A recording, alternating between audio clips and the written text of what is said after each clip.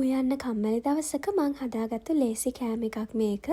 මුලින්ම නූඩල්ස් එක තම්බ ගන්න ඕනේ.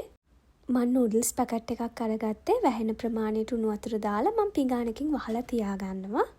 විනාඩි 3-4කට පස්සේ නූඩල්ස් ටික මෙන්න මේ වගේ හොඳට තැම්බිලා තියෙනවා. ඊළඟට මං මේක පෙරලා අරගන්නවා. මේකට මං ඊළඟට නූඩල්ස් සීසන් කරගන්න පැකට් එක දාගන්නවා. ඒකත් මේ වගේ හොඳට මික්ස් කරගන්න ඕනේ. ඊළඟට අපි බිත්තර දෙකක් මේකට දාගෙන අවශ්‍ය නම් ලුණු ගම්මිරිසුත් දාගෙන මික්ස් කරගමු. දැන් අපිට මේක හදාගන්න තියෙන්නේ මම පෑන් එකට තෙල් ටිකක් දාලා රත් වුණාට පස්සේ නූඩල්ස් මිශ්‍රණය දාගන්නවා. වටේටම මේ වගේ විහිදුව ගන්න ඕනේ. දැන් අඩු ගින්දරේ මේක රත් කරගමු. මේ වගේ යට ටික තැම්බුණාට පස්සේ මම චීස් පෙත්තකුයි කලින් බැදලා තියාගත්ත සොසේජස් දෙකකුයි මේකට දාගන්නවා. දැන් ඊළඟට උඩින් මේ වගේ නවා ගන්න ඕනේ.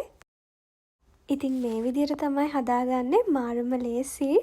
උයන්න කම්මැලි දවසක නැත්තම් නූඩල්ස් පැකට් එකක් හදන වෙලාවක මේ විදිහට try කරලා බලන්නකෝ. ඇතුළ මෙන්න මේ වගේ තියෙන්නේ. ආයෙ තවත් රසවත් වීඩියෝ එකකින් හම්බෙමු. ඔයාලට සුබ දවසක්.